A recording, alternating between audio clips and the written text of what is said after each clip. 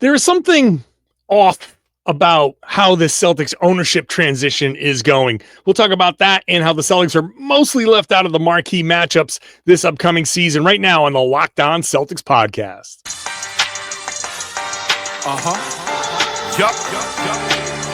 Beantown, be ever ready. It's the C's. Who else could it be? What they gon' say now? Screaming like JT, Karalis. Recap the madness every game, every practice. Prime time, Depp and D White on the sideline. Raining Jays, how it started, raising banners, how we finished. Locked on Celtics pod, home of the winners. Hey there, welcome back to the Locked On Celtics podcast right here on the Locked On Podcast Network, where it is your team every day. And I got you covered every day on your favorite team, the Boston Celtics. Monday through Friday, when 3 weeks. Right now, Monday, Wednesday, Friday. We'll do a bonus podcast this week when the full schedule comes out. So just make sure you're subscribed. Wherever you get your podcast, the show's free, available everywhere. It's everywhere. Don't worry about it. You'll find it if you're new to the show. Regular listeners, everydayers, you know I love you. Thank you so much. Thank you for hopping into the YouTube page, watching the show, getting into the comments, sharing your thoughts. With me, I'm John Karalis, beat writer for Boston Sports Journal. I've also written a couple of books about the team. I've been doing this job for about 20 years, so I feel like I've got a good grasp on the Celtics. Yeah, we'll see. You might disagree. Today's show brought to you by FanDuel. Football season is around the corner. Visit the FanDuel app today. Start planning your futures bets now. Later on, we'll talk about the Celtics marquee matchup schedule. The full schedule comes out on Thursday, so I'll do a little kind of evaluation of the schedule Thursday. Right now, we know opening week, we know MLK Day, Christmas Day, Celtics, one game in all of that. We'll talk about what that means later on as I knock my microphone all over the place. But we want to start with the Celtics ownership transition, and I'm going to bring in my guy here, Tom Westerholm. What up? Tommy Dubs. What's going on, Tom? I now own the Boston Celtics. Yeah, it's. I think that's kind of how this is working. It's weird, right? Like this whole thing has been Chisholm. Westerholm is a close friend. Bill Chisholm. West Chisholm. Westerholm is west of home in my native Swedish. So Bill is Bill of Chisholm. Chisholm. Chisels. He chisels out homes. Yes. Out of stone. He is a hobbit, and he lives in the side of a hill. Yeah. Well, he's going to be the Celtics owner is what he's going to be eventually. So, okay. The news of the day is Wyc Grousbeck is not going to be the governor, the front-facing main owner of the Celtics when this is all said and done, because he doesn't own enough of the team. So Bill Chisholm is going to be the governor. Wyc is going to be the alternate governor. Whatever that means, just technically speaking. One person has to be the face of the franchise. And the deal is supposed to be closed soon within the week. But, okay, let's start with the news of the day, which I don't think affects much. Honestly, like Wyc is going to be around. He's still going to be the CEO. Yeah. He's still going to be part. I think the way it's been characterized is they're still going to be working together as like Bill Chisholm is going to be like, okay, yeah, I'm learning the ropes here. Wyc, we're going to keep this kind of seamless. You're still there every day. Whatever, they're however that works between two super rich guys is up to them. But I don't know. My first reaction is not one of like, oh my God, something's going wrong. I think on this particular bit of news, I'm like, okay, yeah, this actually makes more sense than what the arrangement was before. Yeah. Yeah, I think that's right. I do think that, like, as far as news of the day goes, right, it is notable just in terms of, like, I think that part of the transition of power that kind of was just, okay, I think we can all deal with this for Celtics fans was the fact that, like, okay, Wyc is still around, Wyc still has a powerful voice within the organization, right? Because, like, I think for a lot of Celtics fans, Wyc, is such a huge Celtics fan himself and cares so deeply about this team and wants to win so badly that that's always been a little bit of a security blanket, I think, for Celtics fans, right? Of like that, okay, like I see other owners coming in. I see what's been happening with the Bulls for however long. I see all these awful ownership groups that don't want to don't want to spend money, or they want to spend money too fast and they mess everything up. And the Celtics have this guy who's been around forever, and that's great. And then when he's not, when that dynamic is changing a little bit, that starts to get a little different. Different isn't always good. It's not always bad, but it's not always good. So I think it's interesting because different is going to be even more different than we thought it was going to be. And if you're a Celtics fan, I understand the instinct to be like, I don't know about this one. Yeah, I think this okay. I want to start by saying the arrangement that was supposedly in place was always just a little weird to me anyway. For sure, yes. That a guy would come in and pay $6 to $7 billion because half the team is valued at 6, and then when he closes the deal for the rest of the team, is going to be valued at 7.5. Yeah. So that's a lot of money. Whoever is paying the money, which is another thing I want to get to, but it's a lot of money for a guy to come in and be like, yeah, the guy who was running it before you can still be the face of the franchise, even though I'm the guy that did all the work and was doing the interviews, being like, hey, look at me, I'm the new Celtics owner. I don't expect rich people like that, who generally have egos, who generally want the credit, to be like, nah, I'm going to fade into the background and let Wyc Grousbeck take all of the credit for whatever is happening here. I spent $7 billion just to be happy to be here. That's just to be like, I'm the guy sitting next to Wyc at the games. Like that I never bought that. So for sure. Now, apparently the league rules do not allow Wyc to be the governor. He has to be the alternate governor because he doesn't own enough of the team, which, dirty little secret, he never really owned much of the team. It was always in the Grousbeck family, whatever trust. It was always his father that was mostly financing all of this. Fine, no problem. Who cares, right? He's still super rich, and he's the guy that was making the decisions. He's the governor of the team. However you want to do it, I don't care. But the transition to expect to be there and be like, no, I'm still here in this transition. I never bought it. I never thought it was going to go that way. So that's why I'm like not surprised, and I'm not sitting here going like, oh God, something is off here. Yeah. Actually, something was off before to me. And this is like, okay, this makes much more sense. And so this actually, of all of the things that I'm about to say that don't make me feel great about how this ownership change is going, this is the one thing that I'm like, okay, at least this makes a little sense. For sure. And you have to have some sympathy for Chisholm, right? Because I don't know if I have sympathy for anybody in that particular tax bracket necessarily, but you understand what I'm saying. He's coming into a complicated situation, right? Because he bought the team, and by buying the team, he is ousting that security blanket that I talked about before, right? So even if you have the best intentions for this team, people are going to be nervous about you, and that's an uncomfortable position to be in. And you don't want to be the guy who came in and not only bought the team, but also just unceremoniously booted the security blanket and said, get out of here. So if said security blanket really wanted to still be up around the team, there's going to be some awkward conversations about well, listen, I hear you. And, we really appreciate everything that you did. Really appreciate everything you did. Alternate. We appreciate, everything you did, and you're the alternate.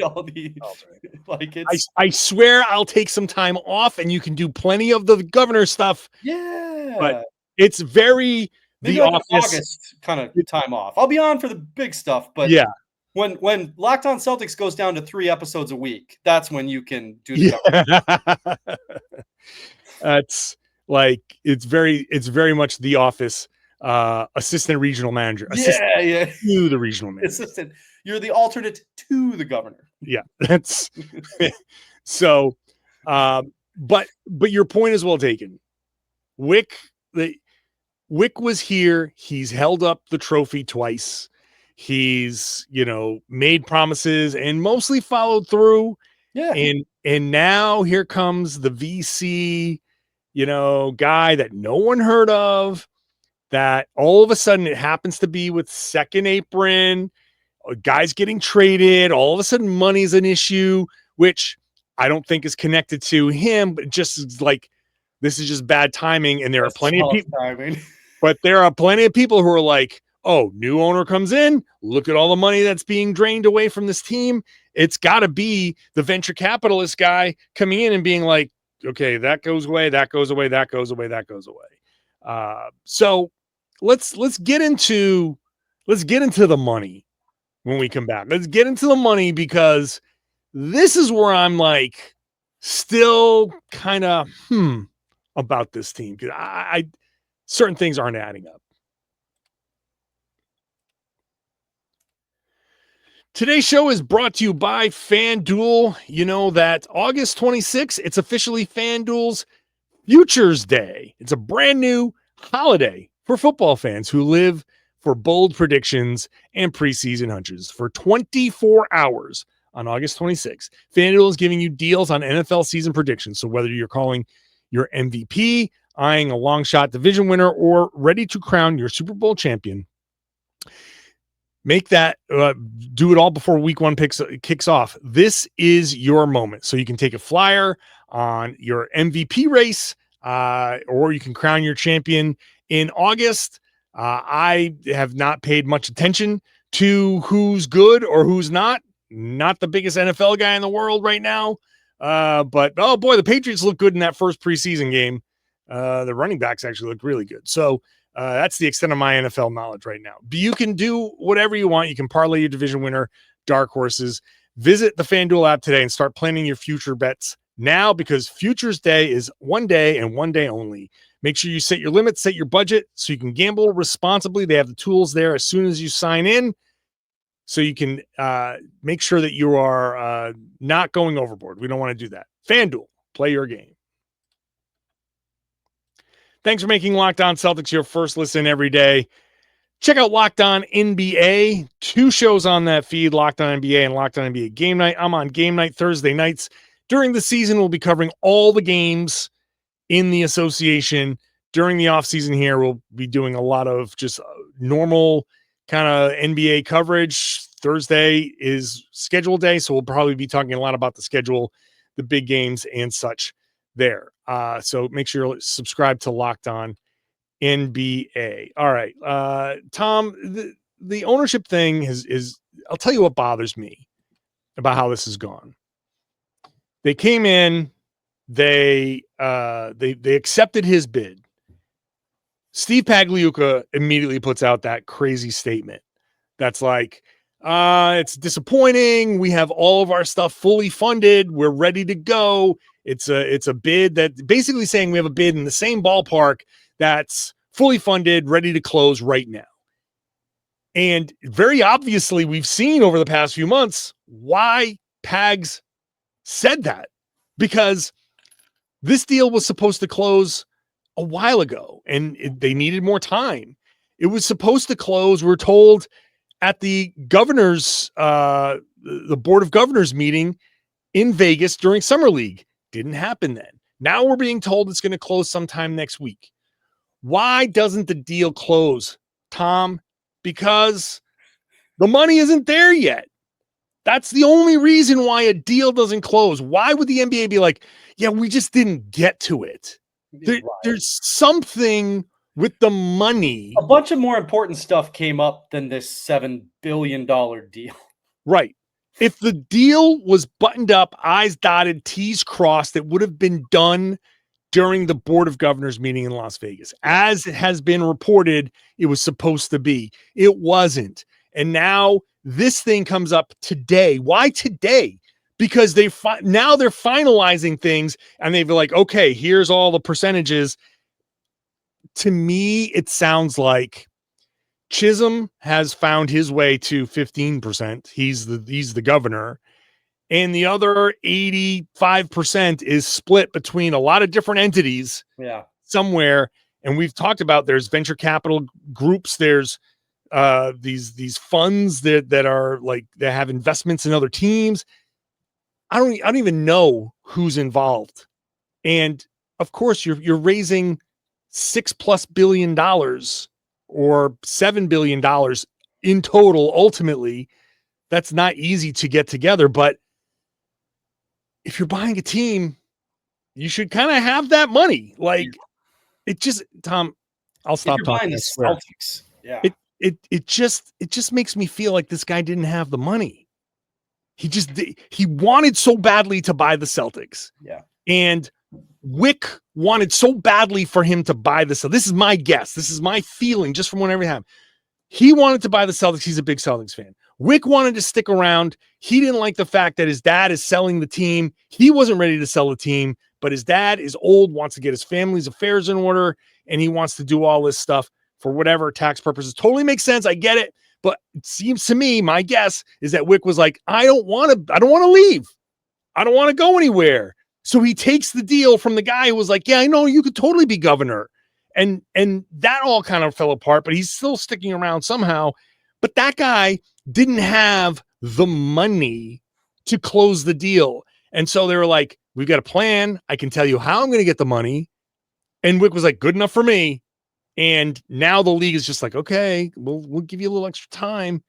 And now here we are. I think maybe he finally did it. But damn it, none of this makes me feel good about the guy buying the team. Yeah. I think you make a strong and valid case. It's interesting, right? Because you look at a team like you look at an owner like Steve Ballmer, right? A guy who is just richer than God and has so much money, and it's just like, new stadium, let's do it. Yeah, like all the superstars, yeah, let's do it. Let's do it. No, let's do it. And I'm going to be sitting in the front row clapping and cheering my butt off, all red-faced, because I'm a student now. You know what I am now? I'm the biggest Clippers fan in the world, and I'm just going to throw money at it. And it's like, I mean, I feel like my feelings on, again, this tax bracket, right? But, like, if you're going to own a team, it does feel like, to some extent, like, you better – I'm not saying everybody has to have Steve Ballmer's amount of money because, few people do. But, like, it does feel like that's, when you're buying like a huge team, right? You're buying like, I mean, the Celtics are like a huge legacy team in a big market. The Clippers were just like, they're not even a legacy team. They're just like in a huge market. And they've got a guy coming in and, they're that valuable that a guy like Steve Ballmer is like, ooh, yeah, an LA market for sure. I'm in. That sounds great. But when you're buying not only a team that's in a big market, but also the Boston Celtics, like this, it's not a good look when money seems to become this much of an issue. Like it just like I feel like if you're selling the Celtics, the Lakers, like one of these teams, like it really should just it should be pretty smooth sailing. Like you should have your ducks in a row, more so than just a plan, right? More so than just like a way of gathering enough friends, for your phone line so that everybody can afford, like their little bit of it. I don't know.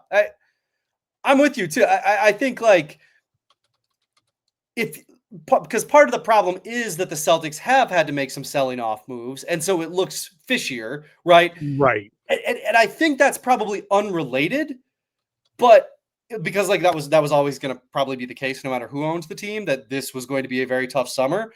But like, in tandem with everything that you're saying, it's like the multiplication effect is very tough in that regard. So I'm trying to confirm here, like the board of governors, I don't know if they've approved the Lakers sale yet. I think that's going to take some time as well. So I'm just trying to like, there is other business that has happened more quickly than Bill Chisholm. This happened in March. So what are we? April, May, June, July, August, 5 months. Is that right? Is that like, to me, it's just, why 5 months? Why is that why is it taking so long? Yeah, the Lakers were sold in June, so that's a lot less than 5 months. Yeah, but I'm just like, is it? I'm not sure how the Lakers thing is going. I mean, I shouldn't have even brought it up.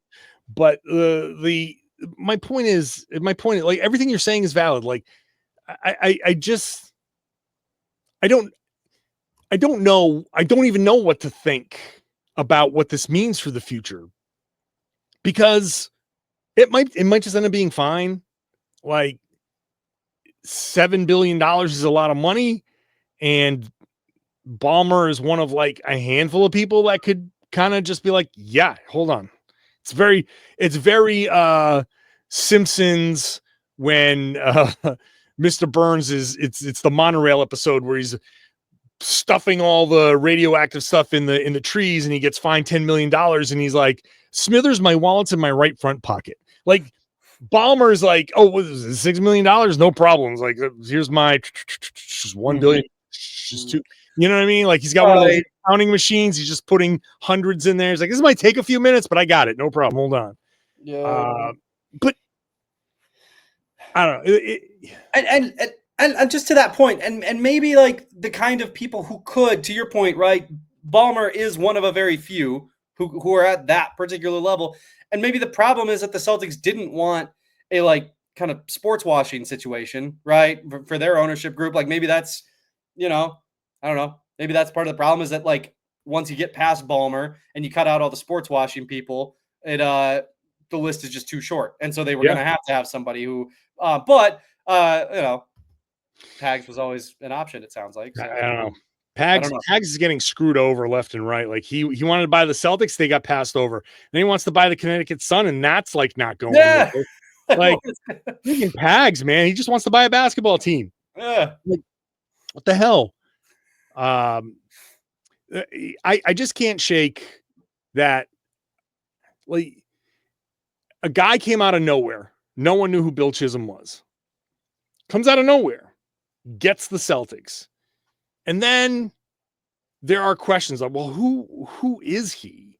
And then, oh, this deal involves this entity that also owns part of the Spurs. Okay.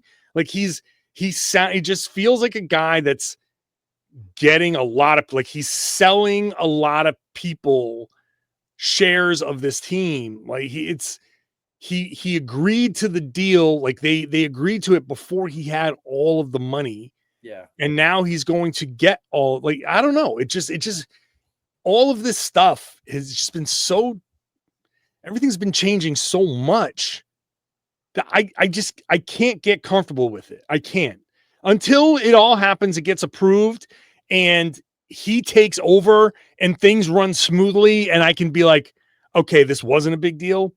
It's just, you kind of have a feeling of how things should go. And when things aren't going that way, right, you're like, okay, well, that's off. Like, I don't know. I just, you know how things are supposed to go, and it's not going that way. So I think that's the key, right? It's just weird. This is weird. It just feels off. Weird. And like, and that doesn't mean anything yet. But not like, yet. You know what it is? It's a bookmark. It's okay. Yeah. Right. Noted. Let's see what happens, and maybe we just pull the bookmark right out of the book, and that part never even mattered, and we can just throw it away and move on with our lives. But like, it's weird. But now you're watching what moves the Celtics are going to start making, and you're like, okay, how much are they spending? How freely are they spending? And it's tough timing because of the second apron stuff. Mm-hmm. And I acknowledge, they would be clear here. Yes. I do not think any of the stuff the Celtics are doing is because Bill Chisholm is taking over. This is second apron stuff. Yep. This would have happened no matter what. Yep. It's exacerbated by Jayson Tatum's injury. And that's, to me, that is what is happening here. But moving forward, let's see. How much are they going to start spending moving forward? They just want to see if the habits change. And that's just, like you said, bookmark it. Bookmark it, and let's see. All right. We'll finish up here with There is other news, and it's the opening night big marquee game schedule. We'll touch on that because it does not. We don't need a lot of time. It does not involve the Celtics a whole lot.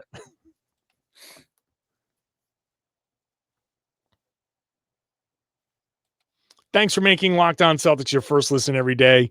Reminder, we are 3 days a week for the rest of this month. It's only a couple more weeks, first week of September, and then we're back to 5 days a week. So make sure you're subscribed wherever you get your podcast, watch the show on YouTube, get in the comment section, share your thoughts about Bill Chisholm and what you think and if that's off.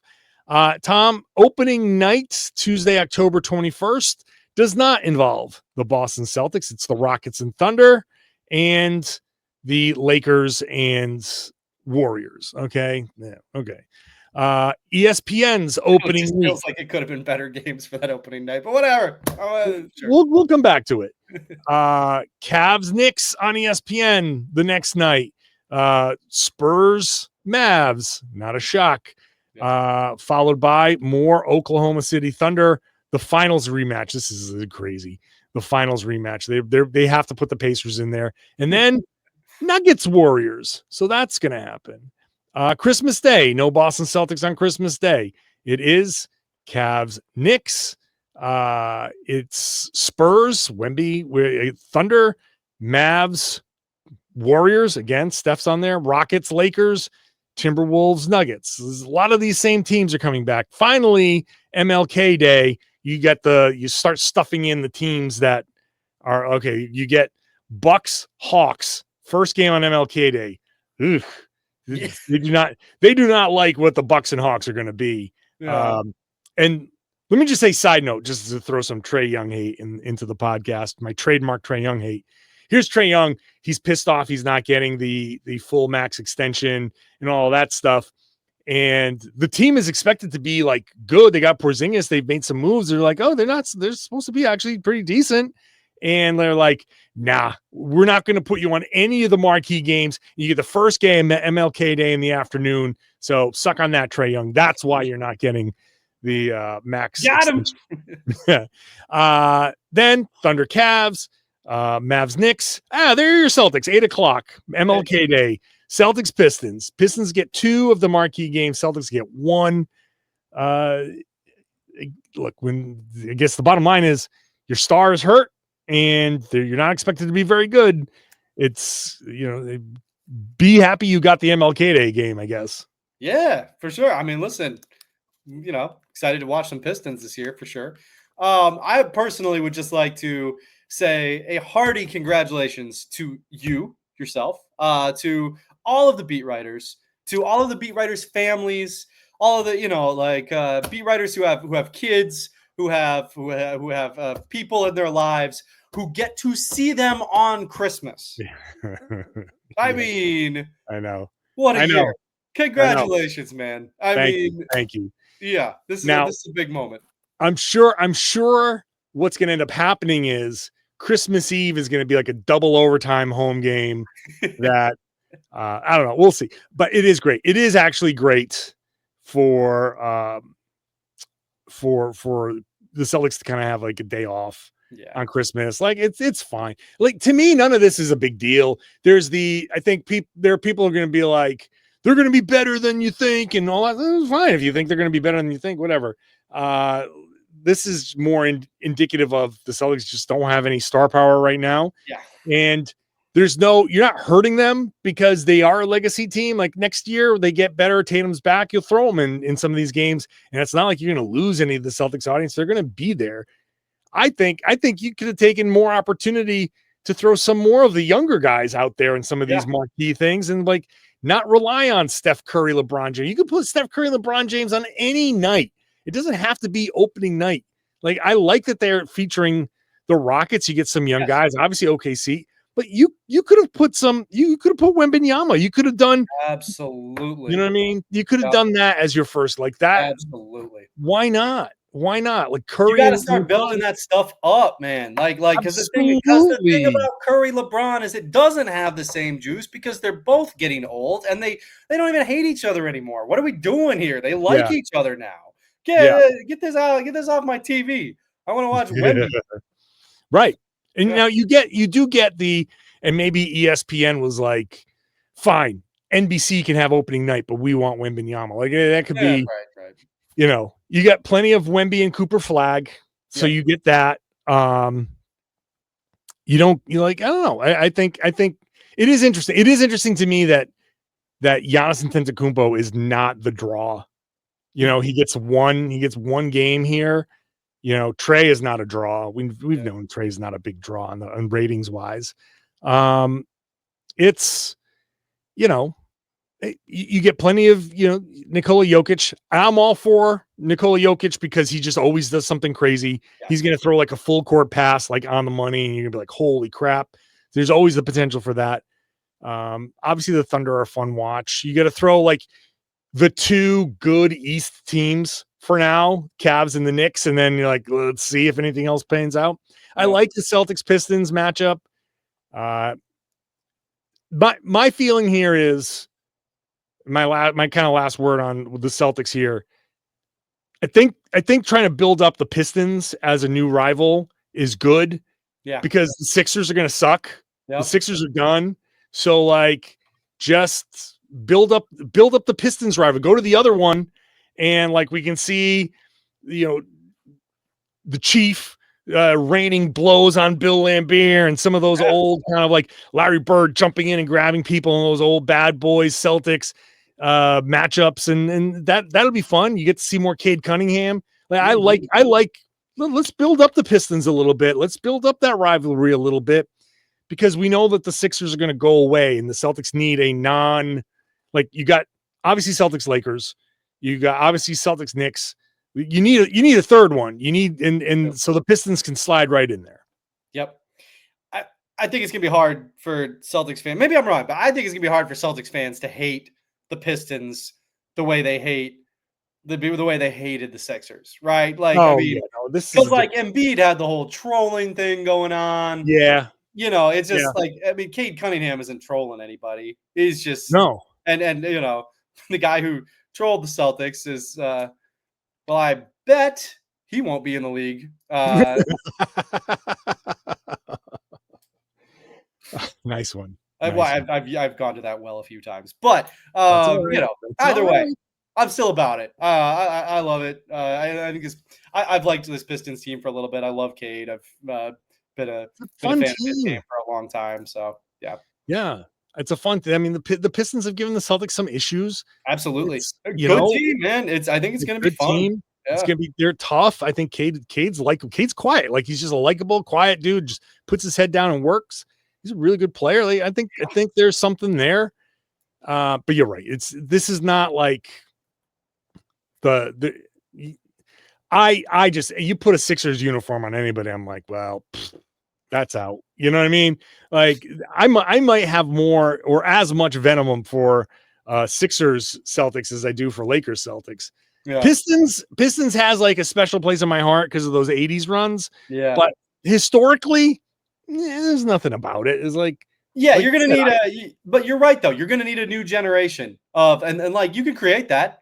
You just got to get big competitive games and like, it's all marketing. All of a sudden, your Gen Zers are just as, just as antagonistic toward the Pistons as, anybody else. Yeah. You got a couple. So yeah, that's great. Yeah. All right. So we'll see. The rest of the Celtics schedule is coming out on Thursday. You get a couple. They're really dragging this out. It's August, so they're going to drag it. So they're going to try to get a week full of headlines. So we'll see. Tom, appreciate you, man. Thank you. And I do appreciate you, the listener. Again, when Thursday. So this is the Wednesday show. On Thursday. I'll do like a reaction to the schedule. We'll still do a flashcard Friday. So we'll have that. We'll have some fun with it. So we'll do 4 podcasts this week. Why not? So next week, 3, we're just navigating our way through this downtime. Next month, after the first week, we're back to 5 days a week. It's a free daily podcast. So subscribe wherever you get your podcast. Watch the show on YouTube. Get into the comment section there. Share your thoughts and then share the podcast. Tell everybody they should be listening to and watching the Locked On Celtics podcast here on the Locked On Podcast Network. It's your team every day.